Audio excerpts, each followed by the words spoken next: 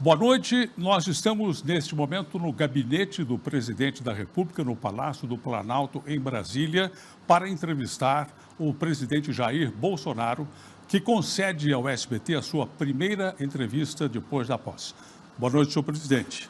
Boa noite, obrigado pela oportunidade. Eu peço a Deus que nos ilumine para fazer um bom trabalho para o nosso Brasil.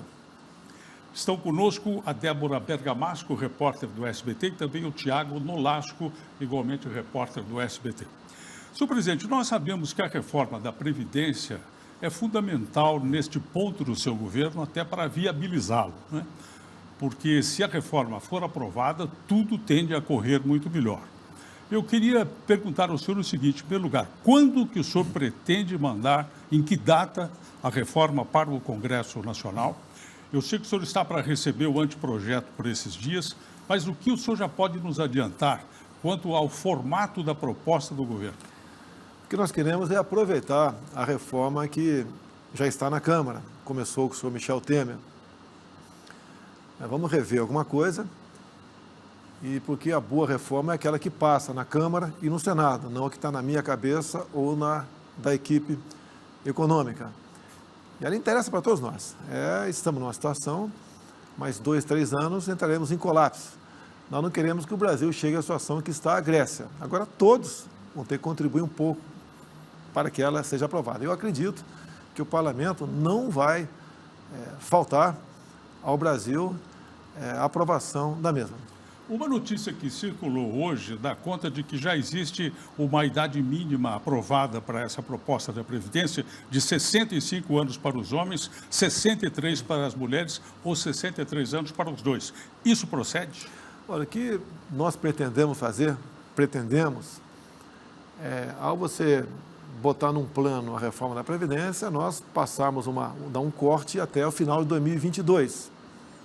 Essa aqui é uma ideia inicial. Aí seria aumentar para 62 os homens, 57 as mulheres, não de uma vez só, né? Um ano a partir da promulgação e outro ano a partir de 2022. Essa é a ideia. E o futuro presidente reavaliaria essa situação e botaria para o próximo governo, 2023 até 2028, né? Passar para 63, 64. Essa é que é a ideia. Que quando você bota tudo de uma vez só num pacote, primeiro que você pode errar, e nós não queremos errar. Mas a oposição, como regra no Brasil, quanto pior estiver o governo melhor, vai usar os 65 anos para dizer à população que nós fizemos uma tremenda maldade com o povo. Não queremos fazer isso daí. Isso tem a ver muito com o serviço público. Você não pode, por exemplo, você pega o IBGE, né? Você vê nas estatísticas ali, a expectativa de vida no Piauí, 69 anos. Então, o 65 fica um pouco forte para algumas profissões. Você tem que levar em conta isso daí. E o que mais pesa no orçamento, né, é a questão da Previdência Pública. Essa vai ter maior atenção da nossa parte. E, no meu entender, vamos buscar também eliminar privilégios. Então, não é uma reforma simplesmente dar um número para todo mundo. Haverá diferença para facilitar a tua aprovação e também não fazer injustiça com aqueles que têm uma expectativa de vida menor. Presidente, boa noite. O senhor citou aí a questão dos privilégios, né? Eu queria saber se o senhor pretende aumentar a alíquota de contribuição previdenciária para os servidores públicos. Olha, eu não pretendo, deixa bem claro isso aí. Eu sei que em São Paulo passou de 11% para 14%. Você já tem uma alíquota de imposto de renda altíssima que não é corrigido ano após ano. Na verdade, é um redutor de renda. Acredito que não seja necessário fazer isso aí. Então, daqui a pouco, você vai querer que o governo fique com o seu líquido e você fique com aquilo que é descontado parte do governo.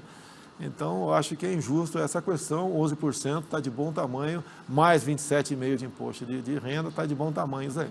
Boa noite, presidente. Nascimento, Débora. Ainda falando de Previdência, se diz que a proposta que o Paulo Guedes, o ministro da Economia, vai apresentar para o senhor, apresentaria uma possibilidade de começar a idade do serviço público, do servidor público, um pouco maior do que os trabalhadores do regime geral. O senhor acha viável essa proposta? Como regra, o servidor público, você tira aí o pessoal da segurança. Como regra, não está sujeito àquelas intempéries dos outros, né? Do geral da Previdência. Então, eu acho justo essa questão do contrato de servidor público. E grande parte do nosso déficit é a Previdência Pública da União, Estados e municípios. Bom, na apresentação do plano econômico do governo, falou-se em imposto único, né? E foi citado como uma possibilidade, foi citada a tributação das movimentações financeiras, ou seja, a velha CPMF. O senhor concorda com isso? Não, da minha parte está descartado, a decisão é minha nessa questão, não teremos a volta da CPMF. Nós queremos fusão de impostos e simplificações. Isso a equipe econômica está bastante empenhada, né? Esse imposto único até seria, entre aspas, né, até bem-vindo, mas no meu entender é uma coisa para um longo prazo realmente. A ideia seria o IVA, o Imposto de Valor Agregado? Pode ser isso daí, sim. Eu vou discutir as sugestões que virão da equipe econômica para que a gente possa fazer uma reforma realmente que tenha reflexo o mais rápido possível junto àqueles que produzem no Brasil. Eu tenho falado para a equipe econômica, né? Nós temos que fazer com que entre mais dinheiro no caixa sem aumentar impostos. Como? Desburocratizando, desregulamentando. Tem um ministério aí, se não me engano, da infraestrutura, que tem 5 mil portarias, né? E parece que em janeiro metade vão ser revogadas, né? A mesma coisa no tocante a instruções normativas. O senhor já determinou isso? Eu determinei que não estou seguindo o Trump, não. O Trump fez muita coisa certa lá. E ele, além de revogar uma infinidade de legislações, né, ele disse lá, cada nova regulamentação, aquele ministério vai ter que revogar outras 2 a partir de agora. Devemos fazer a mesma coisa. Esse cipual de instrução normativa, de portaria, de decreto, de leis complementares, nós temos que diminuir isso aí. Eu penso, né? Quanto mais complicado é um país, né, mais leis ele tem. Presidente, na reunião que o senhor teve hoje pela manhã com os seus ministros, parece que saiu uma notícia de lá de que o senhor pediu a revisão em cada ministério sobre liberações de recursos, sobre exonerações dos últimos 30 dias do governo Temer.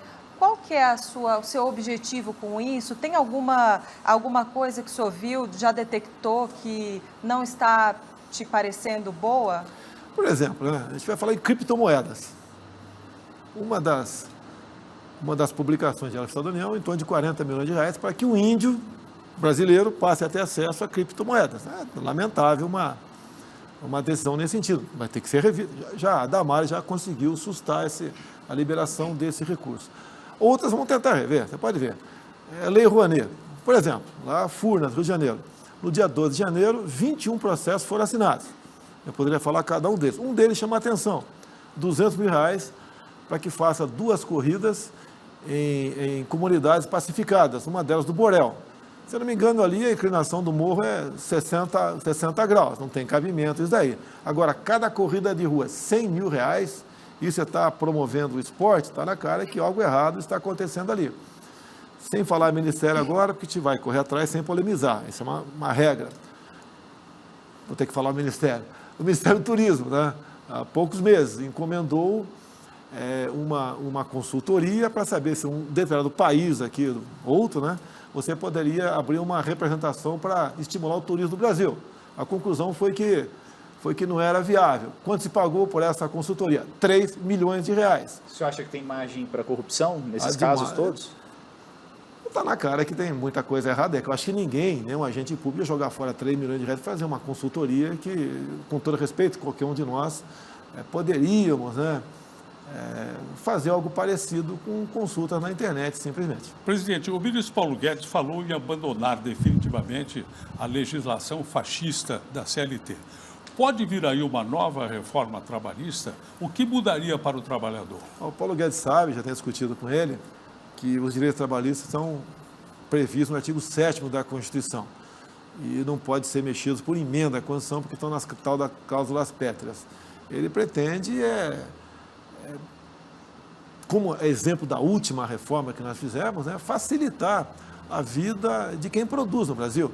Quando eu falei que é difícil ser patrão no Brasil, os sindicatos falam é difícil ser empregado. E eu responderia agora, que não tive a oportunidade de responder, mais difícil ainda estar desempregado.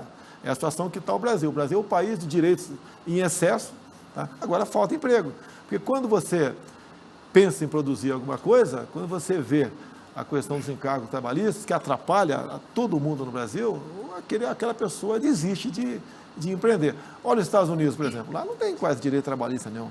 Não adianta você ter direito e não ter emprego, não ter trabalho. Então a ideia é aprofundar mais ainda uma reforma na legislação trabalhista, sem tirar direito de ninguém, porque você nem pode pensar nisso, porque os direitos estão previstos no artigo 7º. Então, o senhor acha que facilitar vai criar aí para o empresário um estímulo para gerar emprego? Olha, há um número grande de empregados de qualquer empresa que são voltados para defender o patrão dessas questões. Você vê uma coisa que nos complica bastante? Ministério Público do Trabalho. Por exemplo, tem o caso do empresário de Santa Catarina, das lojas Avan, o Luciano Hang. Tá? Ele fez campanha para mim. O MP do Trabalho chegou à conclusão que ele estava constrangendo funcionários a votar em mim e aplicou-lhe uma multa de 100 milhões de reais. Não tem cabimento. Daí ele manda a sua assessoria, né, de advogados procurar se defender disso e descobre que dos 5 procuradores do MP do Trabalho que votaram, que entraram com ação contra ele, 3 tinha lá nas suas mídias sociais, ele não. Então é politizado o negócio, você não pode ter politização. O MP é bem-vindo, mas quando você entra para o lado da politização, que não passou a ser mais exceção, ficou a ser quase uma regra, eles estão trabalhando contra eles. O senhor acha que a Justiça do Trabalho deveria acabar? Eu acho que qual país do mundo que tem? Tá? Tem que ter justiça comum, tem que ter a sucumbência. Quem entrou na justiça, perdeu, tem que pagar. Até 1 ano e meio atrás, no Brasil, era em torno de 4 milhões de ações trabalhistas por ano. Ninguém aguenta isso. Nós temos mais ações trabalhistas que o mundo todo junto. Então, algo está errado. É o excesso de proteção. É igual um casamento. Se há um ciúme exacerbado de um lado ou de outro, esse casamento tem tudo a acabar. E o governo do senhor vai mandar um projeto de lei, alguma proposta para acabar com a Justiça do Trabalho, então? Isso daí a gente poderia até fazer, está sendo estudado. Em havendo o clima, nós poderemos discutir essa proposta e mandar para frente. Inclusive, nós queremos... Você pode ver, a mão de obra no Brasil é muito cara. O empregado ganha pouco, tá? Mas a mão de obra é cara. Eu costumo dizer, né? É pouco para quem recebe, muito para quem paga, né? Devemos modificar isso aí. Alguém ganha R$1.000 por mês, o patrão está gastando, na verdade, 2.000.